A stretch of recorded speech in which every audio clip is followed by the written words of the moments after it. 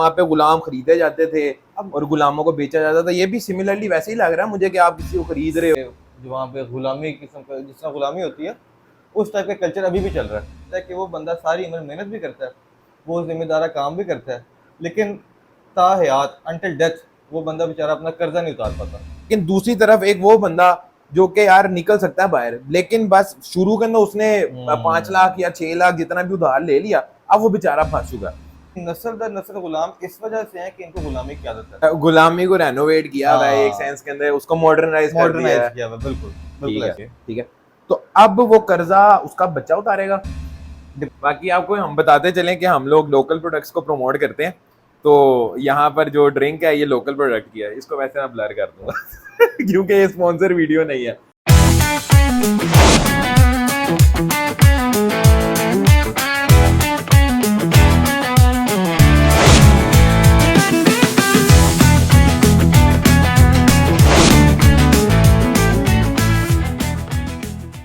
अस्सलाम वालेकुम गाइस, तो welcome back to another podcast. और राव जी कैसे हैं आप? अल्लाह का शुक्र, भैया आप बताएं। करम है मालिक भाई। तो क्या पॉडकास्ट का टॉपिक है आज हमारी ऑडियंस के लिए? यार पहले टॉपिक के बारे में तो मैंने सोचा था कि ये इस तरह का टॉपिक हो कि हमारी ऑडियंस को पता लगे कि हम लोग कौन हैं, हम अच्छा। लोग क्या बातें करते हैं, और हमारी पर्सनैलिटी किस टाइप की है, साथ सही है। हमारे इंटरेस्ट किस टाइप के हैं। मतलब इस तरह की चीज़ें, ताकि लोगों को पता तो लगे कि भाई हम लोग हैं कौन, ज़ेन क्या है हमारा, और उनको फ्यूचर में किस तरह कंटेंट मिल सकता है हमारे थ्रू। ठीक है। तो बड़ा अच्छा आपने एक ब्रीफ इंट्रोडक्शन दे दिया आज का। तो बेसिकली आज मेरे ख्याल से हम एक स्टोरी शुरू करते हैं पाकिस्तान के एक बहुत ही यानी अभी तक एक हम्म। बैकवर्ड कल्चर के अंदर एक चीज़ चल रही है जिसको रियत कहा जाता है। ऐसा ही है। तो उसके हवाले से यानी आप के पास क्या नॉलेज है क्या? सबसे पहले तो ना मैं अपनी ऑडियंस को ये बताना चाहूँगा कि ये टॉपिक हमारे कन्वर्सेशन के बीच में आया कैसे।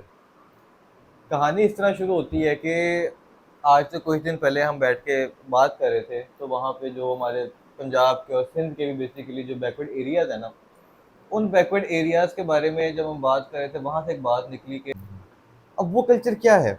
जब उसके बारे में थोड़ी सी रिसर्च की मैंने भी, भट्ट साहब ने भी, हमारे एक और दोस्त हैं वो ज़रा शर्माते हैं वीडियो से, तो वो भी इंशाल्लाह आएंगे कभी। इंशाल्लाह, आगे हम थोड़े से इस्लामिक टच भी डालेंगे, उनको भी हाँ, लेके आएंगे उनको भी वीडियो के लेके अंदर। आएंगे। तो अब जब हमने रिसर्च की तो हमें पता लगा कि ये एक व्हाट्सअप ऐसा कल्चर है कि जिस कल्चर के अंदर वो लोग जो मजबूर हैं, मकरूज़ हैं, स्पेसिफिकली वो लोग जो मकरूज़ हैं, मजबूर हैं, उन लोगों को बड़े वडेरे सेठ लोग, ज़मींदार लोग, वो इस्तेमाल करते हैं। और वो इस तरीके से इस्तेमाल करते हैं कि मैं एग्जांपल लेता हूँ कि एक पर्सन है, लेट्स सपोज, चलें आप आपकी एग्जांपल लेते हैं कि आप एक पर्सन है और आप किसी भी वजह से 4-5 लाख के मकरूज़ हैं। सही है। आपने किसी बंदे का कर्जा देना है। ठीक है। अब एक जिम्मेदार आदमी की एंट्री होगी, वो बंदा आपको कहेगा कि यार तेरा कर्जा मैं उतार देता हूँ, ठीक है। एक बार तेरा कर्जा मैं उतार दूंगा ना, अब तू मकरूज मेरा हो जाएगा, ठीक है। और जब तक तू मेरा मकरूज रहेगा तू मेरे पास काम करेगा। अब लेट सपोज तू है, तेरे बाद आगे तेरी नस्लें हैं, हर बंदा जब तक वो कर्जा नहीं उतरेगा ना, तो तुम मेरे पास काम करोगे। ठीक है। उसका फिर बाद में करते हैं कि तनख्वाहें वगैरह तो देते हैं उनको, दाने होते हैं साल के, गंदम के, चावल के, और भी जो उनकी उस टाइप की फसल होती है, लेकिन वो तनख्वाहें आम तनख्वाहों से कम होती हैं। फॉर एग्जांपल एक ड्राइवर है जिसकी 35,000 तनख्वाह है ना, तो वो एक फुल टाइम नौकर जो उसके हर काम कर रहा है, अच्छा बुरा गंदा साफ सब, उसकी तनख्वाह मैक्सिमम महीने की 15 से 20 हज़ार रुपये होती है। बिल्कुल ऐसे ही। तो वो एक ऐसा, कह लो कि ना, उसे कहते हैं डेट ट्रैप, हम अगर पढ़ी लिखी ज़ुबान में कहें, ऐसा डेट ट्रैप बन जाता है कि वो बंदा सारी उम्र मेहनत भी करता है, वो ज़िम्मेदारा काम भी करता है, लेकिन ताहयात अंटिल डेथ वो बंदा बेचारा अपना कर्जा नहीं उतार पाता। तो ताहयात वो मकरूज़ी में गुजार देता है। और फिर मकरूज़ी भी ऐसी होती है कि वो उसको छोड़ भी नहीं सकता, बेशक अगला ज़िम्मेदार या सेठ जो भी है वो जितना मर्ज़ी जुल्म करे। क्यों? क्योंकि भाईजान पैसे देने उसने। आज से 1400 साल पहले जो इस्लाम जब आया था उस टाइम जो गुलामी का कल्चर चल रहा था, बिल्कुल। तो वो भी ऐसे ही चल रहा था, मतलब कि उसके अंदर भी यही चलाया जाता था, यहाँ पे गुलाम खरीदे जाते थे अब और गुलामों को बेचा जाता था। ये भी सिमिलरली वैसे ही लग रहा है मुझे कि आप किसी को खरीद रहे हो। सिमिलर है, बिल्कुल सिमिलर है, लेकिन मज़ेदार चीज़ है, अब आज के दौर में ना ह्यूमन राइट्स के नाम पे बहुत काम हो रहा है, बहुत सारी एजेंसीज हैं जो ह्यूमन राइट्स के नाम पे काम कर रही हैं। अब गुलामी के अंदर था, एक पर्सन को आपने खरीदा, ठीक है। और जब तक कोई दूसरा बंदा ना खरीद ले, या वो बंदा खुद अपनी जो उसकी वैल्यू मालिक को पे ना कर दे, वो बंदा आज़ाद नहीं होता था। और उसके अंदर मतलब ये था कि आप टोटली वो आपकी मिल्कियत आ गई। ये क्या है जी? आपकी मलकियत एक्चुअल में नहीं है, मतलब कानूनी तौर पे आपकी मलकियत नहीं है वो लोग, लेकिन प्रैक्टिकली या सोशली वो आपकी मलकियत हैं। तो ये बस समझिए थोड़ा सा इन्होंने अपना नाम साफ करके कल्चर उसी को लेके चल रहे हैं। बस बस ऑन ऑन रिकॉर्ड जो था ये दिखाया हुआ है, नहीं जी हमने गुलाम नहीं रखे हुए, बस गुलामी को रेनोवेट किया हुआ है एक हाँ सेंस के अंदर, उसको मॉडर्नाइज कर दिया मॉडर्नाइज है। किया हुआ है, बिल्कुल बिल्कुल ठीक है, ऐसा ही है। तो ये मतलब आप इसका कहेंगे ये स्टार्ट कहाँ से होता है, मतलब किसी बंदे को, क्योंकि हम देखते हैं जिस तरह हमारे जो अर्बन एरियाज हैं उनके यहाँ तो ये कल्चर नहीं है। यहाँ पर तो आपका मेड कल्चर चल रहा होता है, मंथली उनको एक बिल्कुल ऐसे ही सैलरी के ऊपर रखते हो और सारा काम चलता है। इस तरह का ज्यादा कल्चर रूरल एरियाज के अंदर बहुत ज्यादा है। ऐसे ही है। ठीक है, तो इस चीज को मतलब कोई आइडिया है कि किस तरह इनिशिएट किया कि मतलब आप ये देखें, मुझे लगता है कि किसी की जरूरत का फायदा उठाया जा रहा है। बिल्कुल ऐसे ठीक ही है। है, कि आपने एक जरूरतमंद बंदा हंट करना है, ठीक है, और उसको कहना है कि यार तेरा कर्जा मैं उतार रहा हूँ, और वो इस चीज में खुश है कि उसका कर्जा उतर है। ठीक है, लेकिन बाद में ऐसा वो फंस रहा है, मेरे ख्याल से वो फंस रहा है आपके साथ, ताहयात फंस रहा है। कुछ कोई स्टाम्प वगैरह कोई होता है, नहीं, या फिर कि बस ठीक है वो बंदा आया, उसने आपके साथ काम शाम किया, 2-4 महीने काम किया और भाग गया। नहीं नहीं ऐसे नहीं होता। देखिए अब समझने की बात है, एक बंदा जो सेठ है, जिम्मेदार है ना, उस बंदे को ऑब्वियस सी बात है अपने इलाके में एक भरम है, लोग ठीक है, उसको जानते हैं पहचानते हैं, उसका खौफ भी है, उसके वो सारा कुछ है। जो नौकर है ना, या जो भी आपकी रैयत है बेसिकली, वो भी भागने से कतराते हैं, कुछ कतराते हैं। कुछ आपको एक और बात बताऊँ, हमारी आवाम का अलमिया ये है कि वो जिस तरह भिखारी है ना, अल्लाह माफ़ करे, उनको भीख मांगने की आदत होती है। बिल्कुल ऐसे। आप उनको कोई काम दे भी दो ना, वो काम छोड़ कर दोबारा भीख मांगने पे आ जाएंगे, इजी मनी। इस तरीके से ये लोग भी नस्ल दर नस्ल गुलाम इस वजह से हैं कि इनको गुलामी की आदत है। मैं एक बात करता हूँ, एक बंदा है, उसको रोटी का मसला नहीं है, उसको दवाई का, सेहत का, इसका मसला नहीं है, उसको रिहाइश का मसला नहीं है, उसके जो एक नॉर्मल आदमी की जो बेसिक नीड्स होती है ना, वो उसकी वहाँ से पूरी हो रही हैं, बेशक अच्छे तरीके से बुरे तरीके से, लेकिन पूरी हो रही हैं। वो खा पी भी रहा है, जिंदा भी रह रहा है, सारा कुछ कर रहा है वो। तो वो ईजी मनी के नाम पे आप समझ लो, या बस मजीद मेहनत ना करना, दिमाग ना इस्तेमाल करना, उस वजह से वो लोग, आदत उनको ऐसी हो जाती है कि वो चाहते भी नहीं है कि हम उसको छोड़ें। ठीक मतलब है, बहुत से लोगों को मैं जानता हूँ जो इस सिस्टम में रह के वो खुश हैं, वो कहते हैं हाँ बस ठीक है, ये बेहतर है हमारे लिए, ये ये सिस्टम छोड़ेंगे बेसिकली नहीं। वही है जिस तरह हमारी कॉर्पोरेट नौकरी है, तो उसके अंदर जो बंदा 5-10 साल लगा लेता है वो फिर उसी का होकर रह ऐसा जाता ही है। है। वो कहता है यार क्या करना है, मैंने अपना बिजनेस, अपना काम क्या करना है, एक जगह से फिक्स सैलरी आ रही है, एग्जैक्टली। मेरा घर का खर्चा चल रहा है वो। और आगे मैंने देखा कि उनकी नस्लें दर नस्लें भी उसी चीज को फॉलो कर रही होती हैं। यानी आप बहुत कम ऐसा देखेंगे कि यार मेरा फादर जो थे वो एक जॉब में करते थे और लड़के ने इनिशियल स्टेप उठाया, बहुत आपको रेयर मिलता है। हमारे पास एग्जाम्पल है कि ऐसी एग्जाम्पलें कि जिनके फादर एज अ जॉब करते रहे सारी उम्र, उन लोगों ने स्टेप उठाया, वो यंग एंटरप्रेन्योर बने हैं। लेकिन ज्यादातर लोग इस तरह ही हैं जिनका आप हम स्कूल में भी होते थे ना, हम्म। तो स्कूल के अंदर भी जब टीचर ने पूछना ना ये वो, तो काफी लोग, काफी बच्चे जो होते थे वो ऐसे होते थे कि मैम मैंने क्या नाम है सॉफ्टवेयर इंजीनियर बनना है, मैंने ये बनना है, मैंने वो बनना है। बहुत कम ऐसा बच्चा होता है जो कहता था कि मैम मैंने अपना बिजनेस करना है। ठीक है, लोग कहते थे मैंने डॉक्टर बनना है, ठीक है, मैंने पायलट बनना है, मैंने, है तो सारी बेसिकली नौकरियां ना। बिल्कुल ठीक ऐसे है, ही है। लेकिन बहुत कम ऐसे आपको लोग मिलेंगे जो कहेंगे यार नहीं मैंने तो अपना बिजनेस स्टार्ट करना है। शुरू से उनका ये हुआ कि यार मैंने करना ही बिजनेस है। बिल्कुल ऐसे ही ठीक है, और इस तरह के लोग जो आपको मिलते हैं वो ज्यादातर वही लोग होते हैं जिनके फैमिली के अंदर बिजनेस चल रहे होते हैं। है। ठीक है, बिल्कुल। उन लोगों के अंदर ये चीज ज्यादा होती है। इसी तरह आप जो रियत वाली बात कह रहे हैं, तो अब एक बच्चा है जिसने अपने फादर को देखा कि यार वो उनकी रियत में है एक मालिक की, और मालिक अच्छे भी हैं, ऐसा बिल्कुल नहीं है कि मालिक बुरे होते हैं, हर मालिक बुरे नहीं होता, बहुत अच्छे अच्छे होते हैं। उसने देखा कि यार वो हमें घर का राशन भी देते हैं, रमजान में हमें ये भी डलवा देते हैं, क्योंकि शादियां भी करा देते होंगे। बिल्कुल ऐसे ही ठीक है, है, ऐसे ही तो है। आपको ऐसा जो एक फुल पैकेज मिल रहा है, तो हम्म। अगर हम इस चीज को एक एक्सपेक्ट से देखें तो यार एक तरह से बड़ा अच्छी इंप्लॉयमेंट भी है किसी ऐसे बंदे के लिए जो कि काहिल है, सुस्त है, वो खुद नहीं निकलना चाहता बाहर। उसको घर बैठे बैठे एक, अगर वो लॉयल रह रहा है अपने मालिक के साथ, तो उसको एक तरह की इंप्लॉयमेंट मिल रही है। बिल्कुल ऐसे ही है। ठीक है, लेकिन दूसरी तरफ एक वो बंदा जो कि यार निकल सकता है बाहर, लेकिन बस शुरू के अंदर उसने 5 लाख या 6 लाख जितना भी उधार ले लिया, अब वो बेचारा फंस चुका। तो अब वो बेचारा वहां से अगर निकलना चाहता है, उसका मालिक उस पर बहुत सख्त है, उस पर जुल्म भी कर रहा है। यानी आपको पता है इस तरह के एरियाज के अंदर मार पिटाई भी बहुत आम हो जाती ऐसे ही है। है। तो अगर वो बंदा उस चीज से निकलना चाह रहा है तो उसके पास क्या ऑप्शन है, या वो भागेगा। अब भागेगा तो वो कहाँ तक चला जाएगा, ऐसे बेचारा ही पकड़ा जाएगा। पकड़ा जाएगा। तो अगर वो शिफ्ट करना चाह रहा है, वो कह रहा है कि यार मैं अब किसी तरह निकलूं इस चीज से, तो वो क्या कर सकता है बंदा। ऐसा देखिए, सबसे पहले जो लफ्ज़ है ना रैयत, रैयत लफ्ज़ निकला राया से। ठीक है, राया होती थी हमारे हिंदू कल्चर में, आम आवाम को राया कहा जाता था।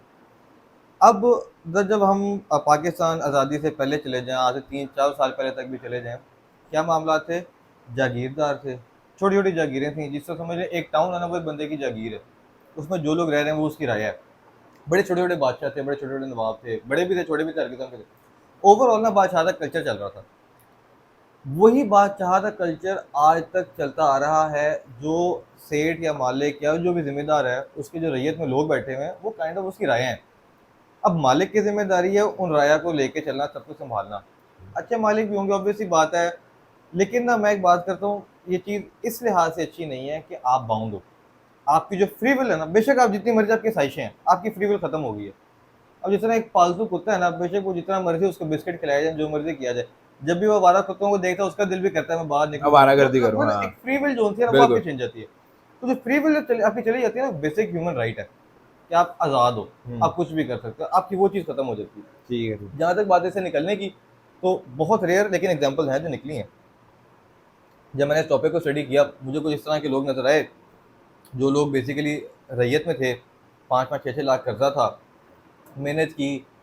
जिस तरह मालिक के 10 डंगर थे, उसने कहा चलो ठीक है, एक डंगर मैं अपना डाल लेता हूँ, तो 15-20 हज़ार रुपये कहीं जोड़ा, एक उसने डंगर खरीद लिया, को 5-6 साल डंगर को पाला, पूरी भैंस बन गई, पट्ठे मालिक के चल रहे थे, वो 5-6 लाख की भैंस बेच गई, उसने जनाब भैंस बेच के अपने आप को आज़ाद करा लिया। आजाद करा दे। हाँ, तो ऐसे लोग हैं, एग्जिस्ट करते हैं, ऑप्शन भी है निकलने की। बट द पॉइंट इज, लोगों को आदत है, मेजोरिटी को, मोर देन 95% जो रैयत वाले लोग हैं, उनको आदत है रैयत में रहने की। वो इस सिस्टम से बाहर निकलना ही नहीं चाहते। मैं और ना आज के आपकी दौर में निकलना कोई मुश्किल वाली बात आपकी बात में समझ गया। उस बंदे ने मेहनत की, उसने 6 लाख जोड़ा, उसने 6 लाख मालिक को दिया और वो रैयत से निकल गया। Exactly. अब वो क्या करेगा? है यार। अब देखो, अब दो ऑप्शन होगी। पहला ऑप्शन क्या होगा कि भैया वो किसी तरीके से काम ढूंढे मजीद। दूसरी ऑप्शन क्या है, जब उसको पता है, भैंस का एग्जाम्पल लेते हैं, कि उसको पता है कि मैंने एक छोटी सी भैंस, एक कट्टी लेके मैंने अपने आप को आज़ाद करा लिया, वो अपना काम शुरू कर दे, कट्टा कट्टी का, कोई इस तरह का। एक और सिस्टम भी है, एक ना जिम्मेदारों के पास एक लेबर के ऑप्शन आते हैं, उसे कहते हैं लाभें। ठीक है। अब जो लाभें होती है ना, ये लोग होते हैं कि जो आपके मजदूरी नहीं लेते, ये आपसे हिस्सा लेते हैं। मतलब आपकी ज़मीन है ना, आपको लेबर चाहिए, एक लेबर वाला बंदा आएगा, वो कहेगा कि यार आपकी ज़मीन पे जो आपकी पनीरी लगानी है, बूटे लगाने हैं, फर्टिलाइजर लगाना है, पानी लगाना है, मैं लगाता हूँ, मुझे 8वां हिस्सा दे देना। ठीक है। अब मैं समझता हूँ ये भी कारोबार है। क्यों? क्योंकि आप मेहनत कर रहे हो, उसके आपको मेहनत का सिला मिलना है, और आपका अपना काम बन गया एक तरीके से। बेशक आप मालिक के लिए काम कर रहे हो, लेकिन आप काम करोगे तो आपको ज़्यादा फायदा है, आप काम कम करोगे आपको नुकसान है। तो मालिक भी खुश होते हैं कि नौकरों को पूछना नहीं पड़ता लेबर को, और लेबर इस बात को खुश होते हैं कि जितनी हम मेहनत करेंगे, हमें उस हिसाब से उसका रिवॉर्ड भी मिलेगा। तो ये ऑप्शन, और ये इतना बेशबहा हो रहा है ना, ये जो 8वें हिस्से वाला कल्चर है, बहुत ज़्यादा है। तो ये कर सकते हैं, ऑप्शन बहुत सारी हैं, लेकिन क्या है, एक बार बंदे को रिस्क लेना पड़ता है। अपनी हर चीज़ को कहते हैं कश्तियाँ जला देना, तो कश्तियाँ एक बार जलानी पड़ती हैं, और वो जलाने का हौसला हर बंदे में होता नहीं है। बिल्कुल ऐसी है। अच्छा, इसके अंदर एक और जो मेरे ज़हन में सवाल है ना राव जी, वो ये था कि अब एक बंदा है, वो किसी मालिक की रियत के अंदर बैठा है। ठीक है। ठीक है। अब वो बंदे ने 6 लाख कर्जा लिया उस मालिक से। अब उसकी रियत में वो आ गया, लेकिन आफ्टर फ्यू ईयर 3 और 4 किसी भी तरह कोई भी इंसिडेंट होता है, उसकी डेथ हो जाती है। ओके। ठीक है। तो अब वो कर्जा उसका बच्चा उतारेगा? डिपेंड करता है मालिक के ऊपर। अगर मालिक अच्छा होगा, वो कभी अपने बच्चे से कर्जा नहीं मांगेगा। ठीक है। लेकिन अगर मालिक इस तरह का हुआ, जो सरफरा हुआ, जालिम हुआ, वो कहेगा भैया सारा खानदान है, जो तुम्हारा सरबरा मर गया तो क्या, बाकी तुम सारे तो मौजूद हो, अब तुम सारे बेसिकली कर्जों तो ये एक वो है ना, जिसके कोई टर्म्स एंड कंडीशन का पेज तो था नहीं कुछ ना, भी नहीं साइन है। किया गया था, तो वो टोटली मालिक के मालिक रहमो पे करम पे डिपेंड है, हो गया कि हाँ वो अब क्या करता है। बिल्कुल। तो एक और हम केस ले लेते हैं कि एक बंदा रियत के अंदर है, अब उसका बेटा 18 साल का हो गया। 18 साल के बाद जब अब वो भी उस बंदे की रियत में जाएगा, ठीक है, यानी हमने केस ले लिया कि वो जा रहा है, तो वो मालिक उस बच्चे को भी 5-6 लाख रुपए दोबारा देगा, या वो उसके बाप के ऊपर ही चलाता रहेगा कि पूरी नस्ल दर नस्ल चल रही है? होता इस तरीके से है कि जब बाप का बेटा होता है ना, बेसिकली 18 कंपल्सरी नहीं होता इसमें। इसमें होता है जब बच्चे की शादी होगी, उसकी फैमिली बन गई है। ठीक है। अब जो उसकी फैमिली बन गई, उसमें फैमिली को पालना है, उसमें ये फैमिली को पालना है, तो तनख्वाह भी अलग लेनी है। अगर वो बाप के साथ काम करेगा, तनख्वाह तो बाप की, मालिक है तो बाप को तनख्वाह देनी है। तो वो भी और मालिक भी इवन के, मतलब एक कल्चर है ना, वो भी अलग होता है अपने बाप से। अब बाप तो बेचारा किसी वजह से कर्जे में डूबा हुआ था ना, अभी तो बच्चा कर्जे में नहीं है, तो मोस्ट प्रोबेबली शायद वो ना करे। लेकिन ऐसे लोगों को भी मैं देखा है कि जो जान कर्जा लेते हैं, कर्जे लेके चीज़ें खरीद लेते हैं, एसेट बना लेते हैं, लेकिन कर्जा लेके ऐसे दोबारा रैयत में चले जाते हैं। वही बात, आदत से मजबूर हैं।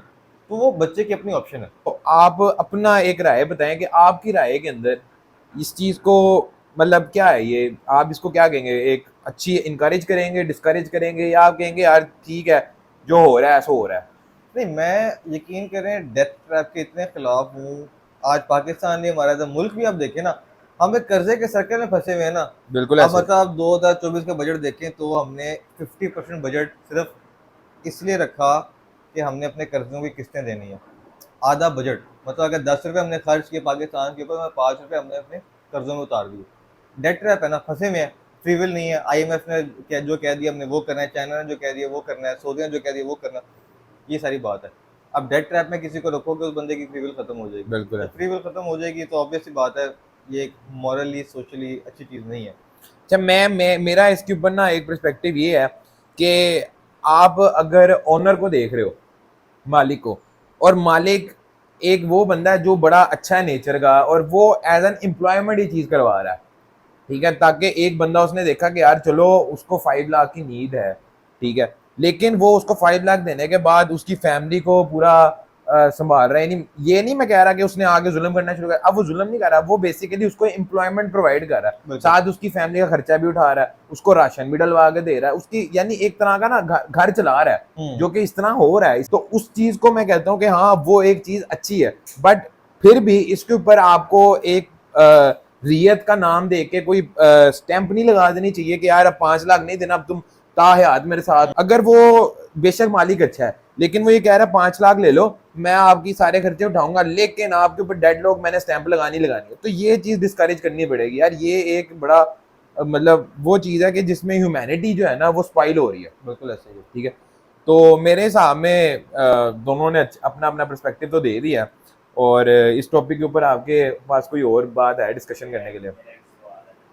एक सवाल आया हमारे पास उड़ते हुए हमारे भाई ऑफ का, द कैमरा सवाल ऑफ है। द कैमरा सवाल है। बात की कि भाईजान लोग पैसे लेके बाउंड हो जाते हैं, बट तो ये जो हमारे यहाँ पे कॉर्पोरेट कल्चर में जो हमारे कॉन्ट्रैक्ट्स चलते हैं, तो ये भी तो उसी कैटेगरी में फॉल करता है कि आप 1 साल 2 साल आपका कॉन्ट्रैक्ट आप छोड़ के नहीं जा सकते। अगर आप कॉन्ट्रैक्ट ब्रेक करोगे तो आप इतनी अमाउंट पे करोगे, आपके खिलाफ लीगल एक्शन होगा, दिस एंड दैट। तो ये भी तो वही चीज़ है या कोई फ़र्क है? इसमें एक बेसिक जो फर्क है ना, सबसे पहले हम उसके ऊपर आते हैं। वो फर्क ये है ये आपको शुरू में इंट्रोडक्शन कराते चले कि ये भाई जो है ये भी मेरी तरह सॉफ्टवेयर इंजीनियर है, और हम लोग इस तरह के कॉन्ट्रैक्ट्स में बहुत ज्यादा फंसे होते हैं। आए दिन हमारी जिस कंपनी में आप इंटरव्यू दे रहे हो ना, आपको ये वाला कॉन्ट्रैक्ट मिलता ही मिलता है वहां पे। मेरे से पॉइंट ये है कि इसके अंदर ना एक जो मेजर डिफरेंस है वो है मजबूरी का।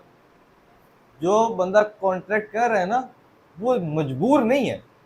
वो अपनी ख्वाहिशात पे मजबूर हो सकता है, वो कमाने की हवस से मजबूर हो सकता है, लेकिन वो प्रैक्टिकली मजबूर आदमी नहीं है। वो अपनी फ्री विल के साथ अपनी मर्जी से कॉन्ट्रैक्ट करे। इवन उस कॉन्ट्रैक्ट के अंदर भी जो टर्म्स एंड कंडीशन है वो म्यूचुअली डिसाइड होती हैं। अगर आपको एक टर्म एंड कंडीशन नहीं पसंद आ रही है, मौके पे कह सकते हो। ये बेसिक लॉ की बात करें ना, हाँ आप कहते हो कि यार मेरा मालिक बड़ा सस्ता है, मालिक से काम ही ना करो, आपको कौन सा किसी ने आके पकड़ लेना। मेरे ख्याल से गुड ये पॉइंट। एक बेसिक डिफरेंस है इसके अंदर, उसके मजबूरी। ये तो रियल वालों की भी है ना, तो रेस वालों की है, इनकी नहीं है, जो कॉन्ट्रैक्ट कर रहे हैं खतरनाक किस्म के टर्म्स एंड कंडीशन के ये ऊपर। हो सकती है। फॉर कोई तो एग्जांपल, जॉब की ज़रूरत है, गरीब खानदान से है फिर। बिल्कुल ऐसे इसको जॉब की जरूरत है, गरीब खानदान से है, मेहनत करें, मुशक्कत करें, जरूरी तो नहीं अपना सॉफ्टवेयर काम नहीं, करना है। लेकिन फिर भी यहाँ पे बेसिकली रियत का पॉइंट हम ये डिस्कस कर रहे हैं कि आपको ताहयात एक स्टाम्प लग गई है, हाँ ठीक है, तो इसके ऊपर ये जो हमारा कल्चर है, ये सॉफ्टवेयर हाउसेज वाला और ये डिफरेंट ऑफिसेज वाला, इसके अंदर जो कॉन्ट्रैक्ट के ऊपर किया जाता है काम, इनकरेज ये भी नहीं है, काम ये भी गलत है यार। देखो आप किसी की फायदा उठा रहे हो ना। देखो मेरी बात सुनो, अब मुझे जॉब की रिक्वायर्ड थी, ठीक है, मैं आपके पास आया, आपने देखा यार इस बच्चे के पास स्किल सेट है, आपने मुझे कहा यार मैं तेरे साथ 2 साल का कॉन्ट्रैक्ट करूंगा, ठीक है, अब आपने मुझे कॉन्ट्रैक्ट और साथ आपने मुझे कह दिया मैं आपको बाय एनुअल इंक्रीमेंट भी दूंगा, ओके। ठीक है, अब आपने मुझे बाय एनुअल इंक्रीमेंट देने के जब बाय एनुअल इंक्रीमेंट टाइम आया, तब आपने मुझे अपनी कंपनी के दुखरे सुना दिए सारे कि मेरी अभी तो कंपनी के क्लाइंट यहाँ पे जा रहे हैं, हमारे अमाउंट वहाँ पे फंसी हुई है, ये हो रहा है वो हो रहा है। आपने 1 2 महीने 3 महीने डिले करते, 3 महीने बाद आपने जहाँ पे पहले 15% वहाँ पे अपने 5% 8% इंक्रीमेंट दिया कि यार कंपनी का लाभ ठीक नहीं है, अगले साल मैं आपको दोबारा दे दूंगा, यानी नेक्स्ट इंक्रीमेंट जो हमारा आएगा बाय एनुअल का, उसका नाम आपको 6 इंक्रीमेंट। अब इस तरह के लारे चलते हैं हमारी फील्ड में, बहुत ज्यादा चलते हैं ठीक लारे, है। ठीक है। अब ये लारा चल रहा है, अब आपको 2 साल का आपने कॉन्ट्रैक्ट किया, आपने 1.5 साल देखा कि यार 1 साल देखा आपने कि यार ये बंदा तो मुझे लारों पे लारे लगाई जाता है, जब इंक्रीमेंट का टाइम आता है इसकी कंपनी खसारे में चली जाती है। आपने बाहर अप्लाई किया, आपको बहुत अच्छी अपॉर्चुनिटी मिल गई उससे, ठीक है, तो अब आप इस चीज के बाउंड हो कि आपने कॉन्ट्रैक्ट के ऊपर उस बंदे ने आपसे जो कमिटमेंट की थी, ठीक है, ओके, आप जब जाओगे यहाँ से आप 4 लाख दे के जाओगे, तो यार ये चीज तो गलत होगी ना। अब मेरे हिसाब के अंदर जब आपने कॉन्ट्रैक्ट किया, कॉन्ट्रैक्ट में आपने बोला कि भाई बाय एनुअल इंक्रीमेंट है, अच्छी इंक्रीमेंट है, तो आप भी तो बाय एनुअल इंक्रीमेंट देने से कासिर रहे हो ना। बिल्कुल ठीक है, तो जब आपने इंक्रीमेंट, मेरा अगस्त में बनता था, आपने मुझे इंक्रीमेंट दिया अक्टूबर में, कॉन्ट्रैक्ट तो खत्म हो गया वहां पे। ऐसे ही है। अब ये देखिए ना, ये थोड़ी सी बात ये है कि हमें अपने राइट्स नहीं पता। मैं चाहता हूँ कि बस, मैं समझता हूँ जो बंदा प्रोफेशनल लाइफ में ना, उसको एटलीस्ट कॉन्ट्रैक्ट एक्ट 1873 पाकिस्तान में चलता है आज के दौर में भी, हमें वो पढ़ना चाहिए। उसके अंदर एक बेसिक चीज़ है, डिस्चार्ज ऑफ कॉन्ट्रैक्ट एक टॉपिक है। उस टॉपिक में हमें ये पता लगता है कि जब दोनों पार्टियों का कॉन्ट्रैक्ट है ना, अब पहली पार्टी है उसने अपना कॉन्ट्रैक्ट ब्रीच कर दिया। जब कॉन्ट्रैक्ट ब्रीच हो गया ना, वो इन्फोर्सेबल बाय लॉ नहीं है। मतलब ठीक है। एक बार उसने आपको 15% की बात की थी रिटर्न, या उसने कहा था अगस्त में इंक्रीमेंट लगेगा और वो नहीं लगा, या उसने 15% का इंक्रीमेंट नहीं किया, कॉन्ट्रैक्ट ब्रीच हो गया, उसने अपना इससे कॉन्ट्रैक्ट तोड़ दिया। अब आप लायबल नहीं हो उस कॉन्ट्रैक्ट को ऑब्लाइज करने के। और अगर आप उसी टाइम कॉन्ट्रैक्ट खत्म कर देते हो, तो वो बंदा लॉ से उस कॉन्ट्रैक्ट को इन्फोर्स नहीं करवा सकता वाया कोर्ट। तो आप ऑब्वियसली डिस्चार्ज हो गए। इशू क्या है, यहाँ पे लोगों को इस बात का पता ही नहीं है। लोग डरते हैं, पता नहीं मालिक क्या करते हैं। मालिक ने क्या करना है यार, आपको बेसिक लॉस पता होना चाहिए। आपको बेसिक लॉस पता हो, मालिक को पकड़ के रखो कि हाँ भाई क्या कर रहे हो। इसमें एक और मसला भी है ना कि जो employees यही ये सवालात आ रहे हैं, आप काइंडली ये माइक का इस्तेमाल करें ताकि हमारी ऑडियंस को आवाज भी जाए। इसमें एक और मसला भी है ना जो मैं समझता हूँ कि एक तो है कि लॉ नहीं पता, दूसरी चीज़ ये है कि एम्प्लॉयज़ जनरली उनके पास इतने मीन्स नहीं होते, वो अफोर्ड नहीं करते। जो हमारे यहाँ पे एक अदलिया का निज़ाम है कि वो साल 2 साल 5 साल लंबे केसेस में खज्जल ख्वारी करें, ठीक है, और इतने पैसे लगाएं वो वकला पे, क्योंकि वो कंपनीज जो हैं, बड़ी कंपनीज जो ये कर रही हैं, वो तो अफोर्ड करती हैं, उन्होंने तो वकील रखे होते हैं। लेकिन एक आम एम्प्लॉई वो कर नहीं सकता, बिल्कुल जिस वजह से उसकी मजबूरी का फ़ायदा उठाया जाता है। बिल्कुल। अब इससे मैं ये समझता हूँ कि भाई हम डरते हैं। हमने इस डर से कि हमें कचहरी जाना पड़ेगा, 5 साल केस लगेगा, हमने लोगों को स्ट्रॉन्ग कर दिया, उन लोगों को जो लोग जुल्म कर सकें। और जब जालिम को जुल्म पे ना रोका जाए तो जालिम ने तो जुल्म करना ही है, क्योंकि उसका नाम ही जालिम है। तो भाई जब आप एक एम्प्लॉय ने मालिक को नहीं पूछा, मालिक को पता है जब बाकी 10 एम्प्लॉय उन्होंने भी नहीं पूछना, तो जो जुल्म हो पता है 10 को ऑटोमेटिकली करना है। मालिकों को पकड़ो, 4 मालिक पकड़े जाएंगे, 5 ऑटोमेटिकली सीधा होगा, उसको पता होगा। दूसरी चीज़, ये भी नॉलेज का फुकदान है। आप कचहरी जाते हो, आप पे केस है आप यार वो पब्लिक प्रोसिक्यूटर ले लो। आपने क्यों एक वकील हायर करना है जिसको आपने फीस देनी है, ठीक है। जहाँ तक बात है केस तैयार करने की, लोग कहते हैं जो सही केस तैयार नहीं करते, फोकस नहीं करते, ये भाई खुद फोकस करो। अगर एक वकील आपको लगता है कि ठीक नहीं चल रहा, तो आप भाई अपना काम खुद करो। गूगल है आपके पास, चैटजीपीटी आपके पास है, इतना कुछ है। सॉफ्टवेयर इंजीनियर, चलो सॉफ्टवेयर इंजीनियर को छोड़ दे रहे हैं ना, पब्लिक की बात करें। गूगल सबको यूज करना आता है, 6-6 घंटे रोज फोन को देते हैं, स्क्रीन टाइम सबको उठा के देखो 6-6 घंटे। बिल्कुल ऐसे। कभी पढ़े लिखे बात फोकस नहीं करेंगे। कॉन्ट्रैक्ट एक्ट पढ़ना मैक्सिमम 2 दिन की गेम है, पूरा कॉन्ट्रैक्ट एक्ट समझ आ जाता है। और कुछ नहीं है, यकीन करो, इतना आसान है, और ईच एंड एवरीथिंग आपको समझाई हुई है। लेकिन और ये वो चीज़ है जिसपे एम्प्लॉयमेंट बेस करती है, और हम उसी चीज़ को नहीं पढ़ते। आज का टॉपिक हमारा शुरू हुआ था रियत से, और हमने इसमें कॉर्पोरेट स्लेवरी को भी कवर अप कर लिया। तो इंशाल्लाह इस तरह की मजीद पॉडकास्टें आपके लिए लाते रहेंगे। और आप भी हमें नीचे कमेंट्स में जरूर बताएं, टॉपिक्स बताएं यार, जो आपको लगता है कि यार इंटरेस्टिंग टॉपिक हो सकते हैं, हमें टॉपिक बताएं। या आपकी कोई स्टोरी है जो कि आप चाहते हैं कि हम उस स्टोरी से अपने आप को रिलेट करके आपकी स्टोरी भी शेयर करें चैनल पे, आप ईमेल कर सकते हैं, नीचे डिस्क्रिप्शन में ईमेल भी गिवन है, आप कुछ भी करें। इंस्टाग्राम पे हम दोनों को फॉलो कर सकते हैं, दोनों की आईडीज मेंशन कर देते हैं, और चैनल को सब्सक्राइब लाजमी करें यार, और लाइक करें, और इंशाल्लाह हमारे साथ इंगेज रहें इसी तरह, और हमें सपोर्ट करते रहें। इंशाल्लाह हम लोग यूट्यूब पे तहलका मचाने वाले हैं। जो ये आइडिया बेसिकली हम लोग पिछले 4 साल से सोच रहे हैं ऐसा ही है, ठीक है। और अगर हमने 4 साल पहले ये काम शुरू कर दिया होता, तो ना आज मैं सॉफ्टवेयर इंजीनियरिंग की जॉब कर रहा होता ना ये सीए की जॉब कर रहा होता। अच्छा, यानी स्टूडियो बना के उसके अंदर हम लोग बैठे होते। तो बस ये है कि हमने फाइनली स्टेप ले ही लिया। अब इस तरह हम आगे चलते रहेंगे। आप लोग हमें टॉपिक्स बताएं, और सिर्फ सीरियस टॉपिक्स नहीं है यार, हम लोग इंशाल्लाह इसके अंदर एंटरटेनमेंट भी लेके आएंगे, आपको अपनी आप बीतियां बताएंगे। राव साहब के पास भी अपने बहुत से वाक़े आते हैं, मजे मजे के वाक़े आते हैं, मेरे पास भी बहुत से वाक़े आते हैं, ये जो हमारे साथ बाहर बैठे हुए हैं, छुप के बैठे हैं, इनके पास भी बहुत बहुत वाक़े आते हैं। तो इंशाल्लाह आप लोगों को फुल एंटरटेन करेंगे। तो तब तक के लिए आप सब अपना ख्याल रखें, हमारी तरफ से अल्लाह हाफिज, अल्लाह हाफिज़। Take care, bye bye. Bye bye.